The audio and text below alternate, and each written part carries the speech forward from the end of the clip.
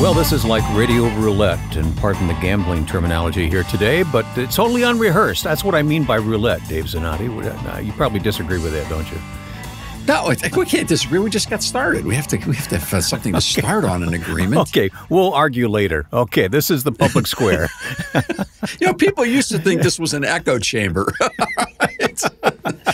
I don't know what happened, but somewhere along the line, it just broke wide open. As I said, it's totally unrehearsed, but we are the public square. We are here for the next hour nearly, and we are Dave Zanotti, Melanie Elsey, Rob Walgate, Jeff Sanders, and Alice Duncan. And let's get started with this pre-planned conversation. Yes. So since you brought it up, let's talk about for the next hour or so, because things have been changing here on the public square, and we are very thankful that we have the opportunity to do this. And first off, we always thank God for the opportunity. We always thank the radio stations, over 238 now, that carry the public square media products. Right. And I say products because we've created a number of different platforms for this. So some people only hear us 2 minutes a day. Some people hear us 30 minutes a day. Some people hear us 60 minutes a week. Some people hear us 5 minutes a weekend. Some people tune into 1850 Main Street and hear us and see us. All things to all men, right?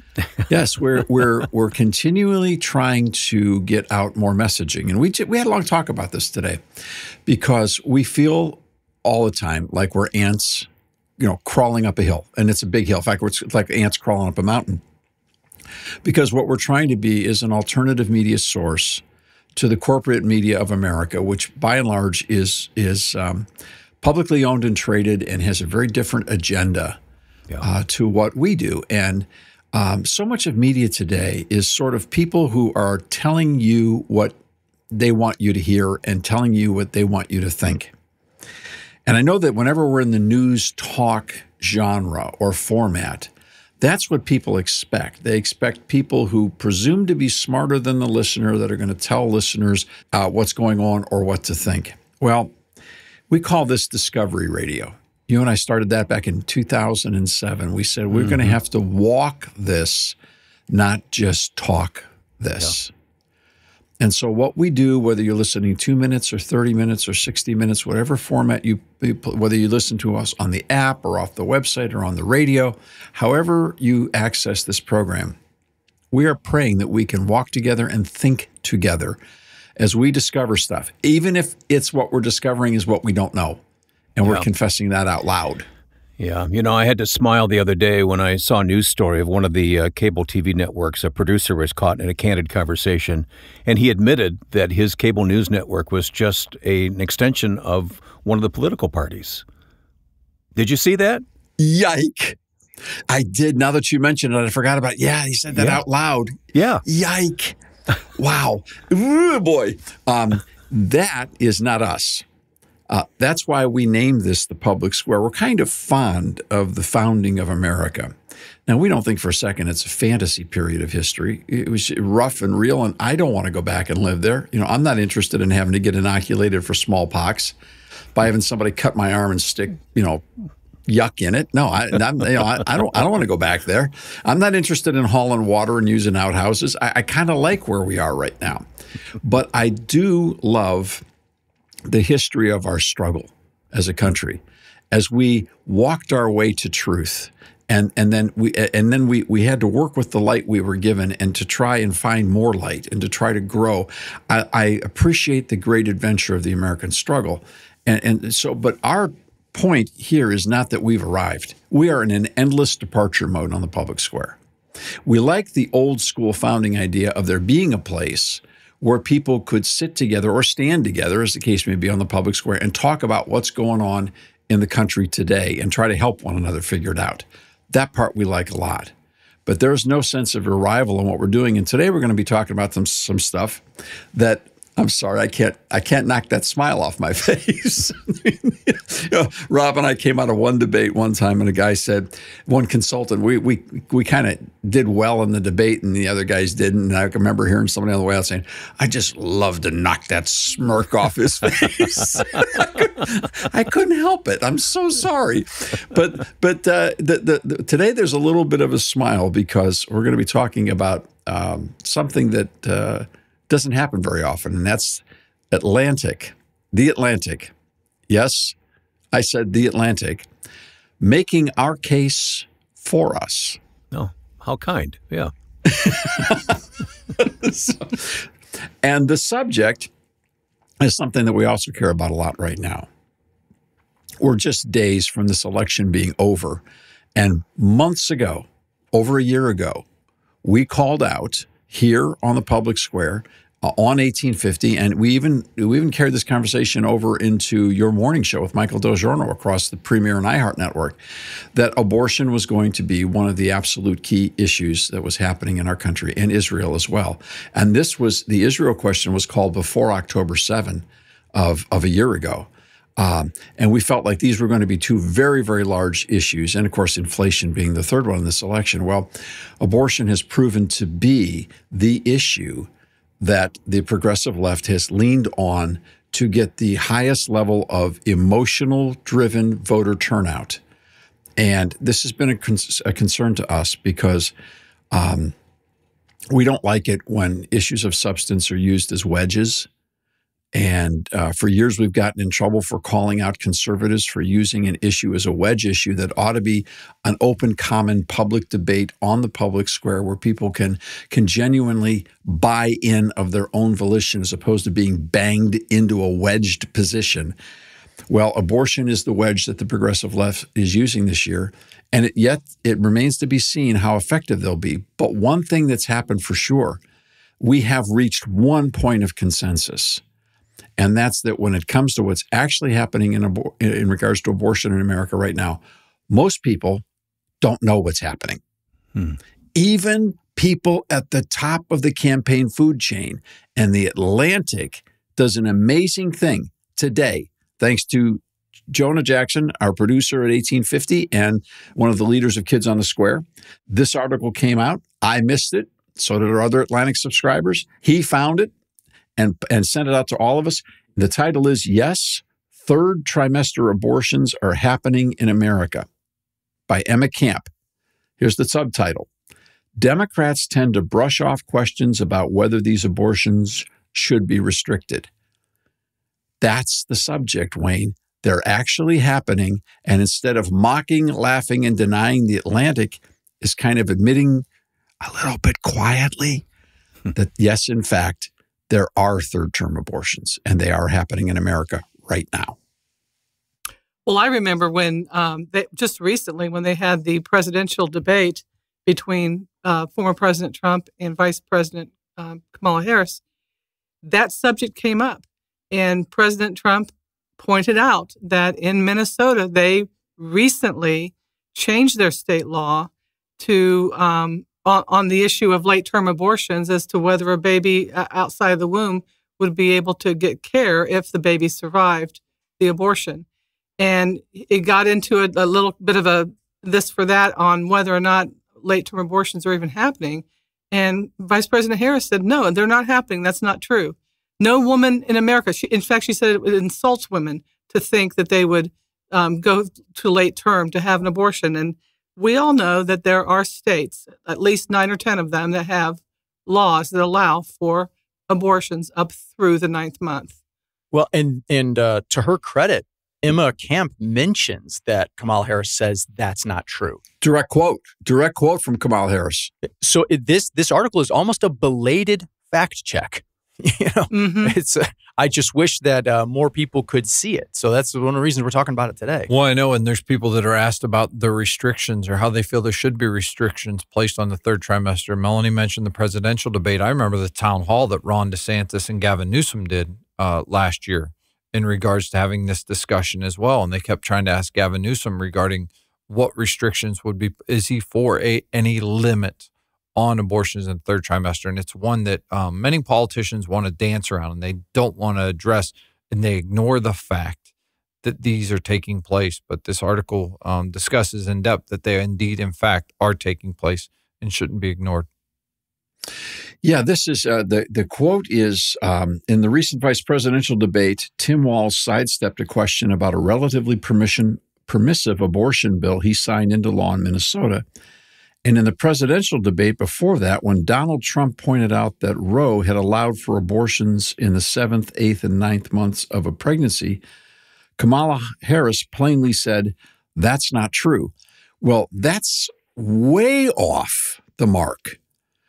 To think that Kamala Harris could be standing recently at an abortion clinic, the first seated vice president to ever visit an abortion clinic, and not understand the practical provisions of Roe versus Wade, and be talking, and then in a debate in this time, that's mind-boggling. Let's press in on that for a second. What happened with Roe and the cases that followed Roe was an ascending doctrine in the court, which became a practice on the streets, that if you knew the magic words, if you checked the right boxes on the paperwork, abortion was basically legal throughout all 9 months of pregnancy for any reason. There were no restrictions permitted. There might be language here or language there, but if you use the word health correctly or life of the mother correctly, there was basically no way anyone could stop you from doing from doing it. So that is a fact. That is an absolute fact. In fact, it's so true that the reporting of abortion for about 50 years, pretty much as far as the very, very specifics, it disappeared. Because what difference did it make? Anyone who wanted to get one was going to get one, so what difference did the reasons make? Let's take a break, and let me clarify my open today. These discussions are pre-planned, but they're spontaneous. That's all I'm trying to say, okay? And you didn't get the memo. I'm sorry. You didn't get the article. No, don't worry about it. We're going to continue in a moment.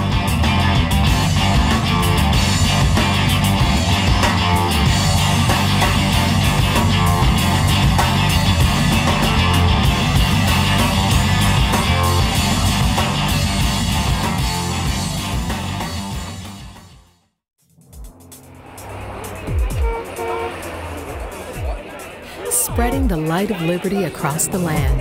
Now back to the public square.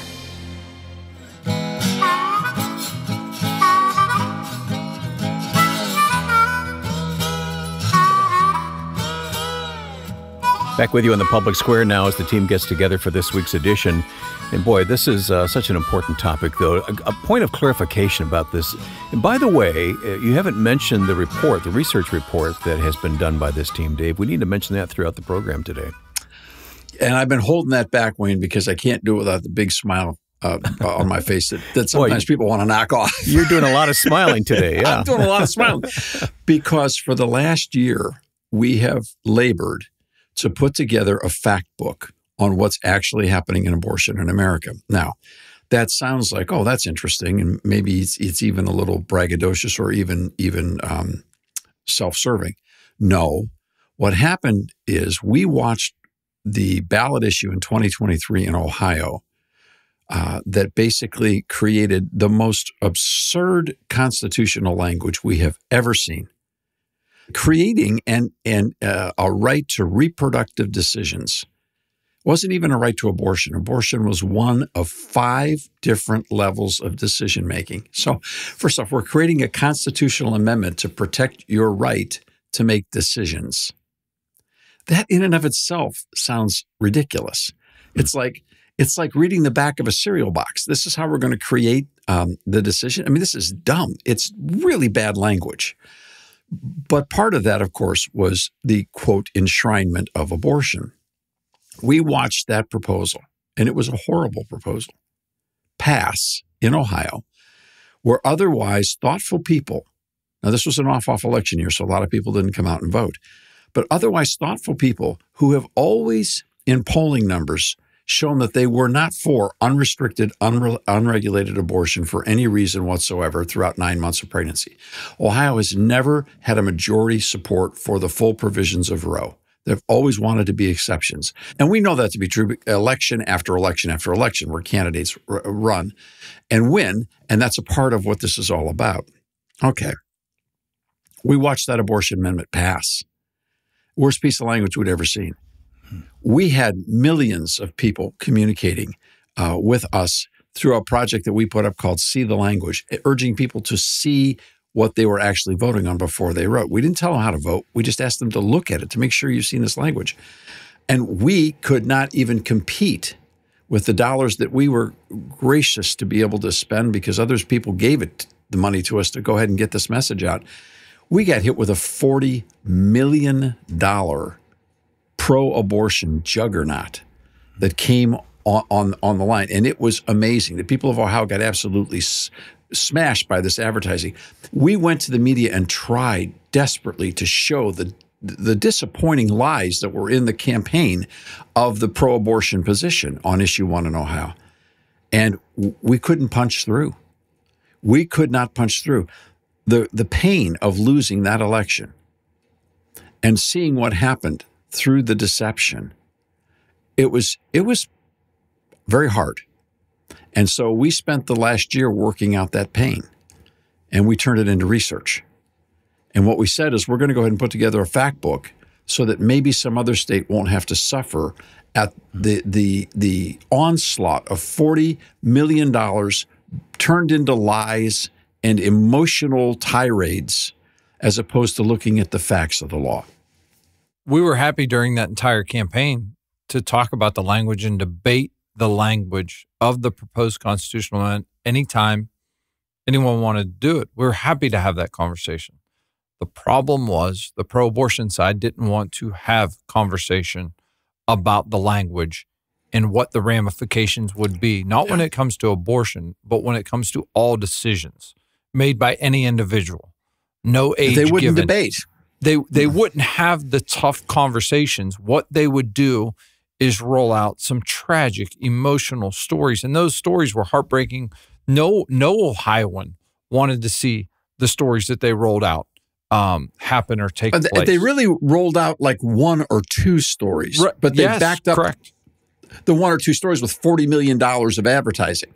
$40 million of advertising and, dare I say, some half-truths that the media didn't want to go and fact check because of the emotion of the story. They didn't want to do the tough work when it came to that. And when they were questioned regarding that, saying, hey, this doesn't add up, what they're saying, they responded to our inquiries or your inquiry, DZ, regarding that with kind of like, oh, how dare you? Yeah. Oh, it got ugly. Yeah, it got ugly because the $40 million story they were telling, when we got underneath it, we found out that the main facts of that whole story weren't true. They were not true. But no one would dare cross the abortion industry, Wayne. So this pain, I mean, talk about pain. We've been doing this for a whole lifetime. And it's the first time we've ever been involved in a ballot issue where, and we've been involved in a lot of ballot issues, where otherwise very honest, decent people in the world of journalism would listen to the opposing case and at least have the courtesy to publish it. Even if they didn't agree with it, they could. But this was absolute, total stonewall. We gave them the evidence. I mean, in a court of law, we would have won this case hands down. Wow. They would not print it. They wouldn't talk about it. But the effectiveness of the advertising was such that taking an extreme example that where the parents would have been able to pursue under Ohio law that abortion, and they extrapolated that so that people who normally would be voting no would just sort of revamp their own perspective to say, well, if that was my granddaughter, I would not want that to happen to them, when it wouldn't have happened to them anyway. That was the heartbreak of the advertising campaign is they sold a package that was based on a false premise to begin with. So they might have lost to us in a court of law, but they were winning in the court of public opinion. Exactly. Sure. And so we need to be aware of that is a maneuver that people have. And that's why we appreciate The Atlantic printing this article, because they're finally starting to tell the truth. Yeah, for many reasons, Alan, we appreciate this because this is not a we told you so, and nor is this a we know something you don't know, because we didn't know. We spent the pain of the last year, Wayne, putting together a book that we now call Abortion in America. And it's 40 pages. It's available free online. You do not have to sign up for anything. You can get it. Melanie, I know you had a big part in putting this together. I would like to hear you talk. Your middle name is Research, Melanie, so I want to hear you talk about this report. Well, it was a group effort. I won't say the lion's share was done by myself. That wouldn't be a fair assessment. But I will say that the end result, the footnotes, the links to the primary source material, and the fact that what I appreciate about this research is it's not coming at the sources from one side of the question. We went to the pro-abortion sources. We went to Guttmacher Institute. There's a lot of information here that's provided by the CDC, et cetera, governmental resources. So that the statistics that are even linked within the article, and you can copy and paste the footnotes into the links so that the reader can see the original resource right there. I appreciate that. But it takes a perspective on the abortion issue to open up our minds as to where exactly are we as a nation. I didn't have a perspective going into this project that 93% of abortions are done in the first trimester. So when we're going into discussions like let's call for a national ban on abortion after 15 weeks, when you get into the later portions of the pregnancy, you're only looking at 7% of the abortions that are even done. So that type of information helps to us to have sort of an umbrella perspective of where we are as a country. And Wayne, the fact that Melanie just quoted about that 93%, well, that's right in the Atlantic article that we're talking about. They're affirming what's in abortion in America. Now, we didn't invent the research, but it takes some putting together. I mean, we put together, gosh, Rob and I were talking between Melanie, me, Anna, and Rob. We probably had, I don't know how many hundreds of tabs open on our computers for a year, because some of this stuff is really hard to find. And when you find it, you don't ever want to close the file because you don't want to lose it. And you want to screen save everything also because you don't know when somebody's finally going to get rid of it. I mean, this is hard work. And what Melanie just said is true. You've got people running around thinking that a ban actually accomplishes something, when in fact it doesn't accomplish 93% of what you thought it was going to accomplish, or 90%. On the other hand, people come back saying, well, this is the most restrictive measure. You say, wait a second, this restrictive measure might maybe deal with 5% of the cases? And this is like it's all upside down, Wayne. Until you get the facts, the whole conversation is basically emotion. Well, what we've been talking about the last couple of minutes is called Abortion in America. It's a new report on abortion put together by the team here at the American Policy Roundtable, and it is available to you right now. You can go to life.aproundtable.org. You can download the report. You can read it online. You can download it. You can request a printed copy, all at life.aproundtable.org. Dave, we're going to take a break, but just give me a sense of, how long is this going to be available? Well, until the job's done. Good. Okay. That's the answer I was looking for, and we are going to be back in just a moment with this edition of The Public Square, available here on radio and online at thepublicsquare.com.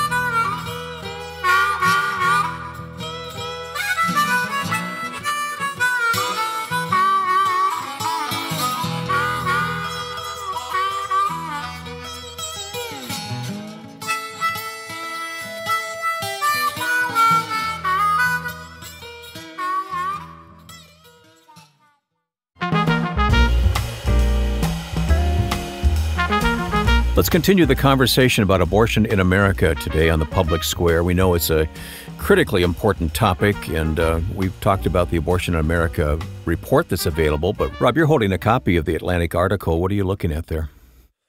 Well, there's a paragraph that jumps out to me because I think it's one that needs to be discussed. It says, and the reason I know it needs to be discussed is because of all the research that was done for abortion in America and all the stats that I learned. And the thing, I mean, it was quite eye-opening to me. But to quote from the article, Democrats keep dancing around the fact that under Roe, states were not required to restrict later abortions. Under Dobbs, which superseded Roe, they still aren't. They can choose to ban the procedure or allow the abortions without limits. Of course, the fall of Roe means that more states are banning abortion altogether. Well, there's no states that are banning abortion altogether. That's not factual.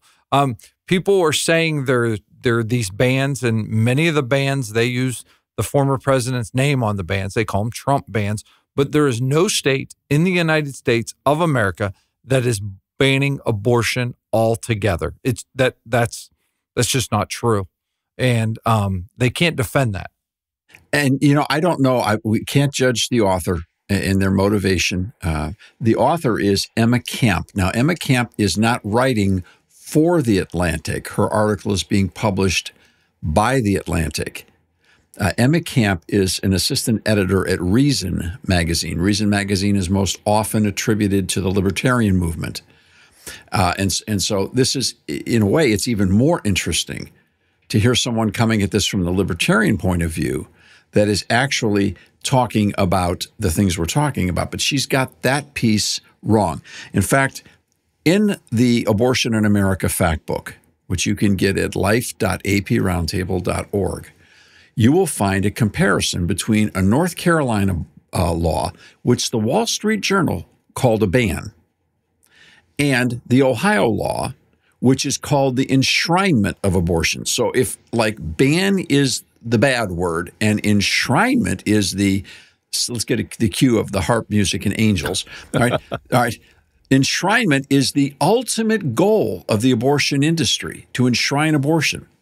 The difference between what those laws actually do when you put them next to each other, a total absolute, do anything you want in regards to abortion law in Ohio, and the ban in North Carolina, what you end up with is a difference of maybe 5% of the abortion procedures.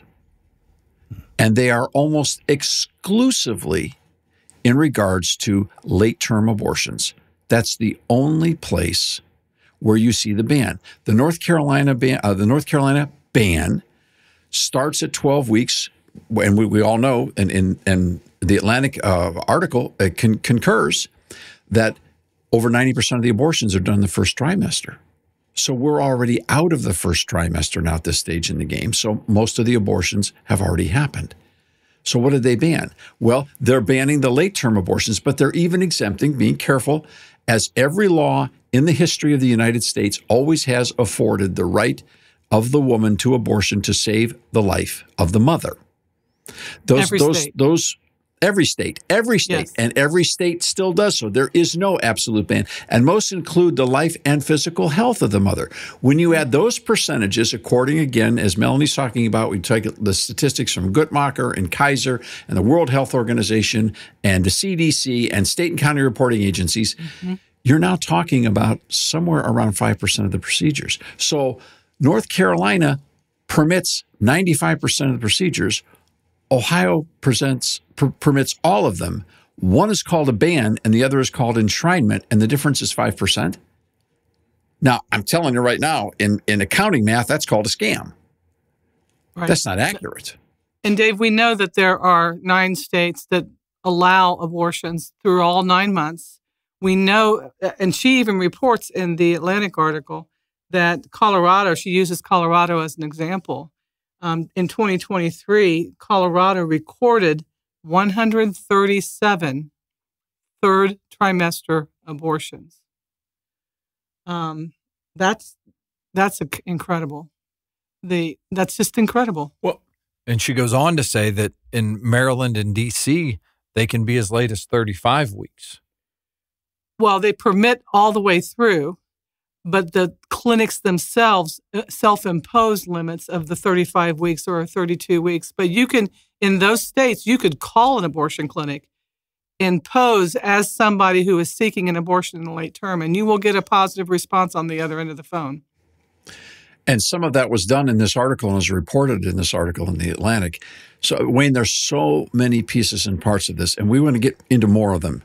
But before we go farther, let me just take a second, because most Americans don't wake up every morning thinking about the crisis of the question of unborn life. Most people don't wake up and abortion isn't in the first 10 minutes of their thoughts. That's actually good news. we recognize that there's a whole nother world of policy decisions and questions and issues that are around this election. We're talking about this one because the right to life is the first right that is articulated in the Declaration of Independence. As Dr. Allen has reminded us over and again, if you don't have the right to life, the rest of it doesn't make a whole lot of difference. Mm-hmm. And if you lose, negotiate, navigate away from the concept that the right to life is primary and fundamental for your culture, you're giving away the most important thing. Now, people have a sense of overwhelming hopelessness about this, that there's so much media and so many ads coming against them on this, and they are so emotional that they're tired. They want to run away from this. Friends, there are ballot issues in 10 states right now being voted upon on this issue. And most people are voting without the facts. The Vice President of the United States doesn't have her facts right. She's been caught by the Atlantic saying things in a debate that are not accurate. I will tell you that I would not have expected Donald Trump to have his facts better than Kamala Harris on this. I would have thought that the abortion industry would have trained her up better. But Melanie made a comment the other day, and this goes back to Tim Walz, saying, in the debate, we want to restore Roe versus Wade. Why would he want to do that? That would actually restrict the people of Minnesota from what they've got right now. Because Minnesota's passed a law that just basically obliterates any concept of gestational age restrictions on abortion. 9 other states have done that. In addition, in Minnesota, he also signed a statute revision to an existing statute that changes how they treat an abortion survival, where they are not required to render life-saving health or medical care to that aborted baby who survived the abortion. So that was just in the last couple of years. And he's not going to cop to that on a national debate stage. No, I had to actually go and look up the statute myself because I wanted to make sure that what was being reported accurately. And he's dead wrong on that. You know, what I'd like to do just take a second for the benefit of our listeners is to read down quickly the states that have abortion on their ballot as constitutional amendments this election cycle. You've got Arizona, Colorado, Florida, Maryland, Missouri, Montana. Nebraska has 2, one from a pro-life perspective and one from a pro-abortion perspective. Nevada, New York, and South Dakota. We have 2 places you can go to see that language. iVoters.com is a source where you can see all of the abortion ballot languages. We can pray over those. Another is life.aproundtable.org, where we have the Life book. If you scroll down, after you see the place where you can print off the Abortion in America book, when you scroll down, it'll say the 10 states that have this on the ballot, and you can see each of the ballot issues in all 10 states. Excellent suggestions. Let's continue this conversation after a break. You are listening to The Public Square here and online always at thepublicsquare.com and with our smartphone app as well.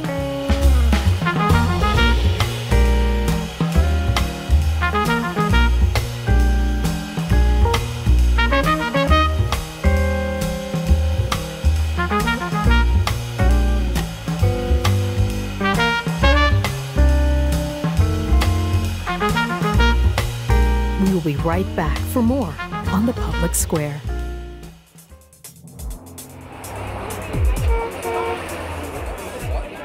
Spreading the light of liberty across the land. Now back to The Public Square. Let's continue this important conversation on The Public Square today. There's one voice that's been kind of silent, though, Dave. Have you noticed?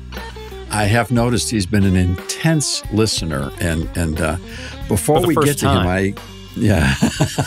we've been an intense listener, and before we get to Jeff, I want to also encourage people. It's sometimes hard to listen to something that you may not have a great amount of interest in, and we're not going to try to jack up the entertainment value of a conversation that is beyond tragic. It is impossible to run away from this issue, no matter how hard we all would like to. I would love to be wrong about this. I would love to wake up someday and realize that the 50 years of Roe versus Wade were just a dream, a bad dream, and that they never really happened. I would love to wake up tomorrow and not realize that what we are facing now is worse than what we had under Roe. That's where we're heading, that there are more abortions happening right now than there were under Roe versus Wade.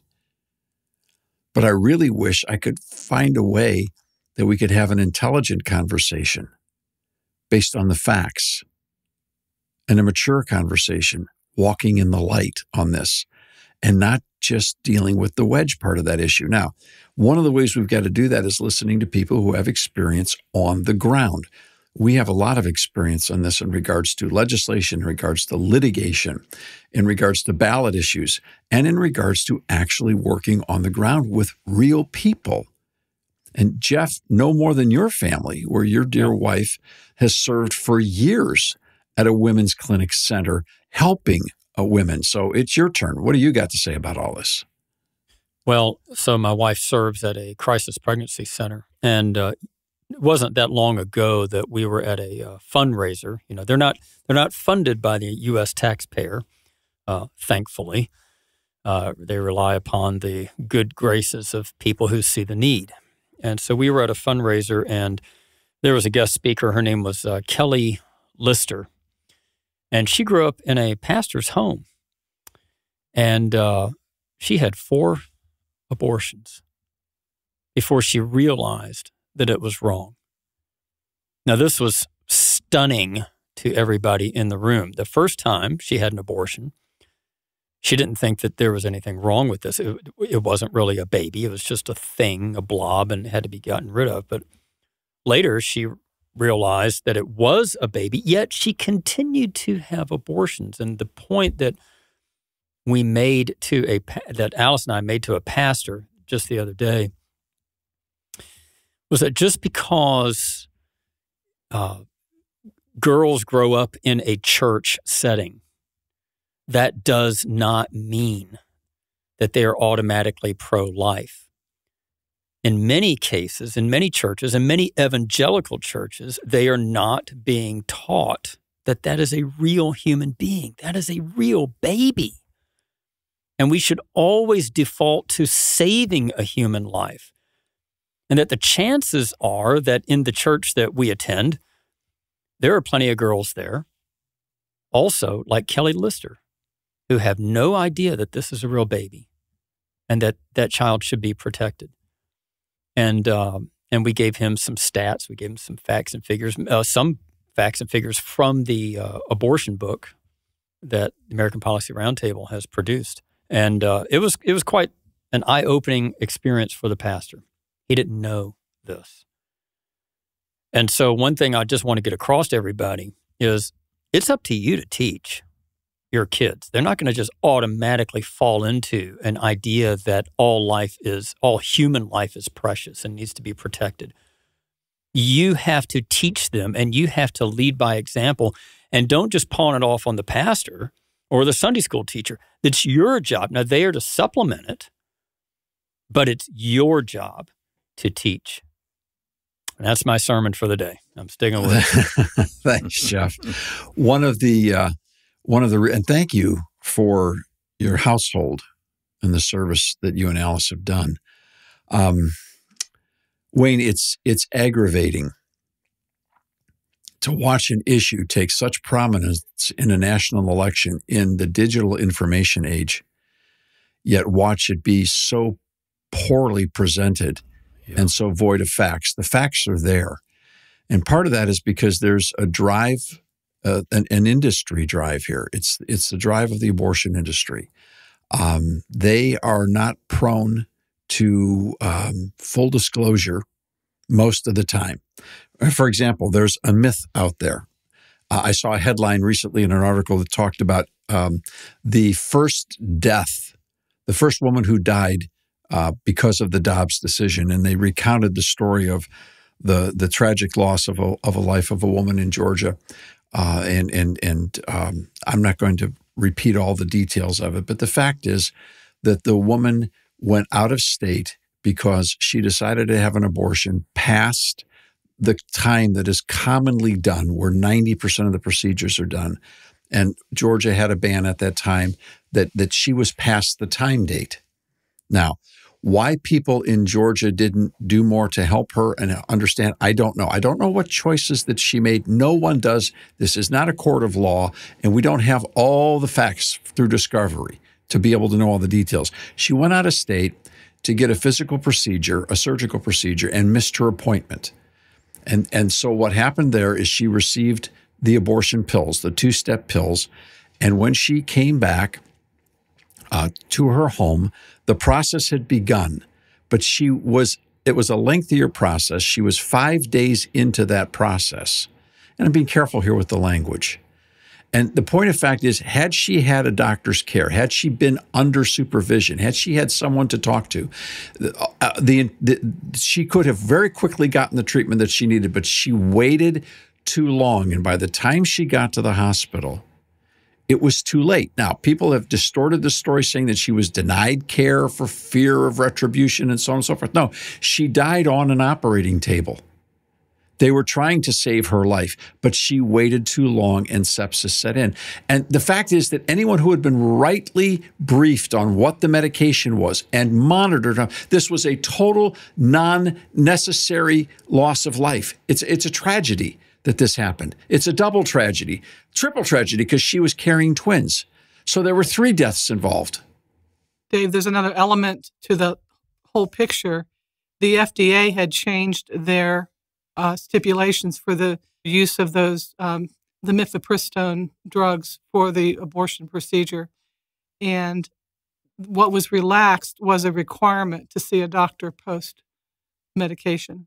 So, and that all happened in the course of the Biden administration. So it was this administration's own FDA that set a policy in place that resulted in the sequence of events for this woman. And so let's use this as a springboard for the bigger conversation. This is not a political snowball fight. This is life and death. This is not for us about winning or losing elections. This is about winning hearts and minds for life. This is about reestablishing the beauty of the gift of life and honoring our mothers. This is about honoring motherhood and the virtue of motherhood. There is no more powerful position in society than the position of a mother. None, period. You can study history as long back as you want. I don't care what culture you're into. The last person that a man dying on a battlefield usually has go through their mind is they're thinking and talking to their mother. I'm telling you right now, you watch great athletic events all across the world, and what you find is these people, doesn't matter whether they're male or female, and they succeed, they don't say, "Hi, Dad," and wave to the camera. It's always, "Hi, Mom." There's something that is indescribably significant about the wonder of motherhood. When God chose to come to earth, He chose to be born, not to appear magically. He chose to be born through a woman. That's the greatest compliment of the beauty of motherhood you could possibly imagine. And this is what this conversation is about for America. That's very powerful. Well, it's true that some of you will not hear their final segment as your station may cut away. Most don't. But if you'd like to hear the rest, it is, of course, online at thepublicsquare.com. Stay with us if you can.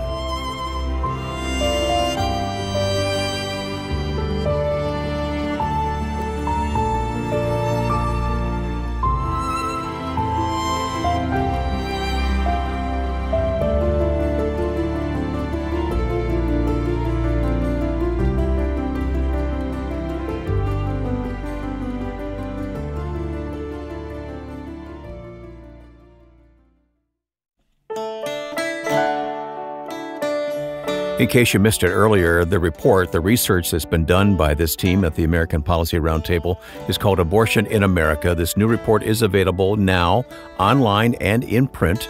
You can get it online at life.aproundtable.org. You know what surprised me, and I don't know if it surprised all of you because you've been doing this research, but the number of drug-induced abortions, I didn't realize it was so high.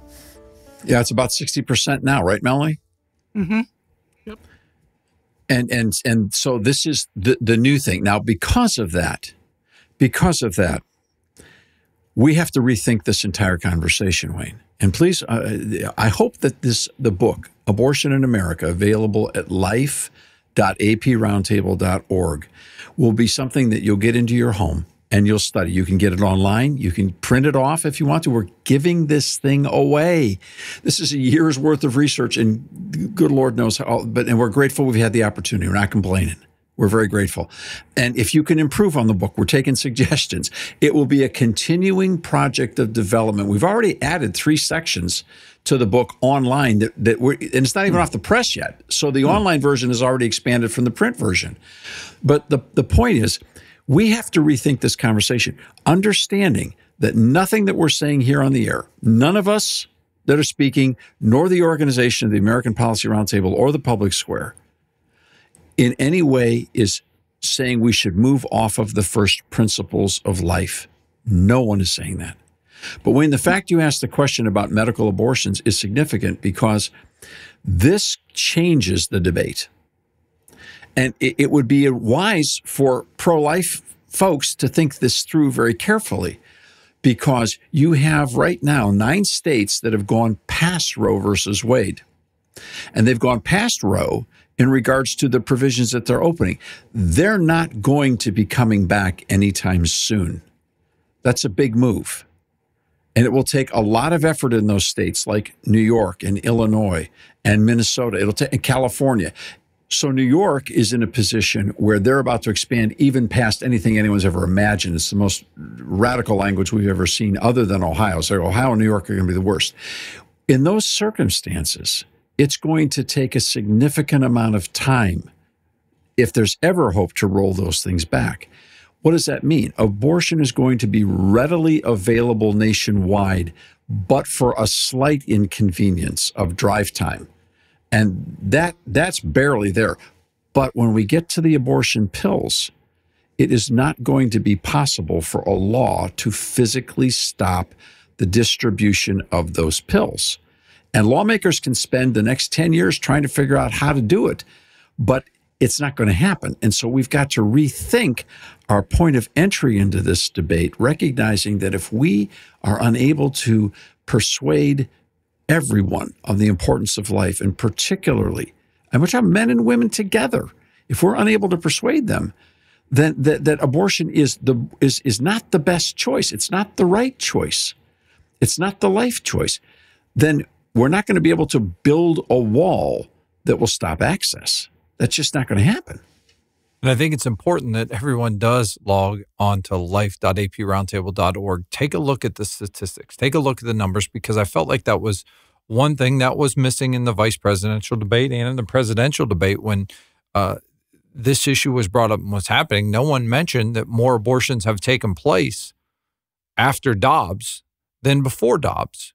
But when you hear the left talk about it, they talk like it's banned and outlawed everywhere. Yet more have taken place since that decision in the year following it than the year prior. I guess I was a bit shocked that candidates didn't bring that up.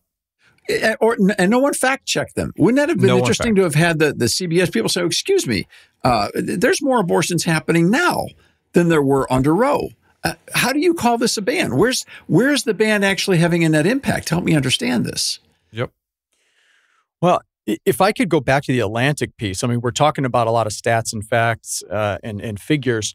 The Atlantic piece has another one that just jumped out to me when we talk about building a culture of life. It says that just 22% of Americans think that abortion should be legal in the 3rd trimester.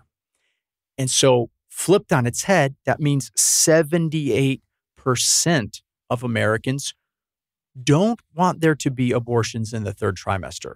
This is good news. It's a nice place to start the conversation, I think. And Alan, some of that 22% is reflective of people who only think it should be allowed with as an exception. Sure. Because she goes on to say that only 8% of the respondents believe that a third trimester abortion should be legal in all cases. Wow. Yeah, so it's even better than we thought. Right.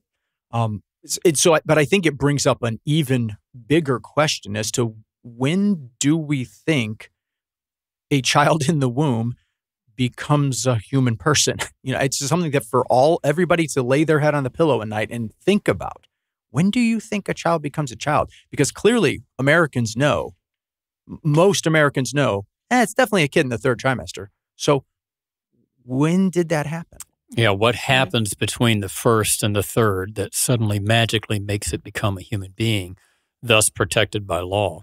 I'm glad that they think it in the third, and I can start the conversation there. I'm just curious as to when they think this happens. And Alan, I'll tell you right now, it's important for people to understand that this, and for us to say it out loud.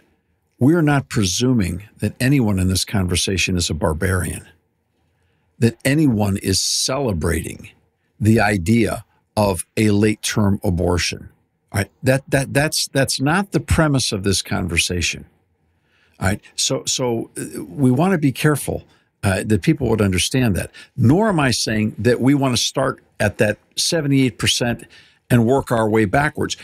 Look, until people are genuinely convinced on exactly what you said, when they lay their head down on the pillow at night, they have peace in their conscience, that they know what they're doing and why they're doing it. And right now, the people that are leading this in the political culture don't even know the facts. And if you don't even know the facts, how in the world can you even process these bigger questions? And that's why we're trying to start from a position of the facts.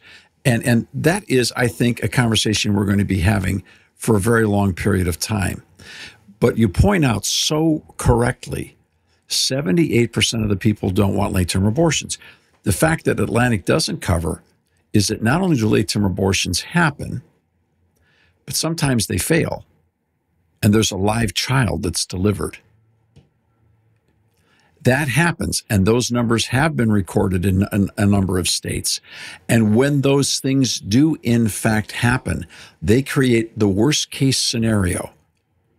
Because now what do? Now, there are organizations that exist of people who are survivors of abortion, who've gone on to live productive and healthy lives. This complicates the matter even farther. That's a fact that nobody wants to talk about. And a fact that anytime Donald Trump stumbles and bumbles his way trying to explain it, and I'm not saying I'm doing any better, he is immediately fact-checked through the yin-yang as if it doesn't even exist. But it does exist. Mm-hmm. We've interviewed survivors of abortion on this program many years ago. Jenna Jessen is her name. Yes, that's exactly right, Jeff. You're exactly right. So we know that those cases do exist. And so it's just a matter of time before it's interesting. The Atlantic went a long way in this article. They didn't get that far, but they're certainly going in the right direction. Yeah. Well, as we begin to wrap up today, let me again point out this research report, Abortion America, life.aproundtable.org. It wasn't free to produce, but it is free to our listeners, Rob. Isn't that right? It is free to our listeners, and it's free for them to share it with others. Go to that link, life.aproundtable.org, and you can send it out, and they will see it. We pull stats from Guttmacher, Planned Parenthood, the CDC, resources that aren't necessarily pro-life resources. So we're just presenting a factual representation of what is happening so others have the ability to know it. All right. Life.aproundtable.org. Thank you for listening to The Public Square. Thanks to our team, Dave and Melanie and Rob, Jeff and Alan. We'll see you next time on The Public Square.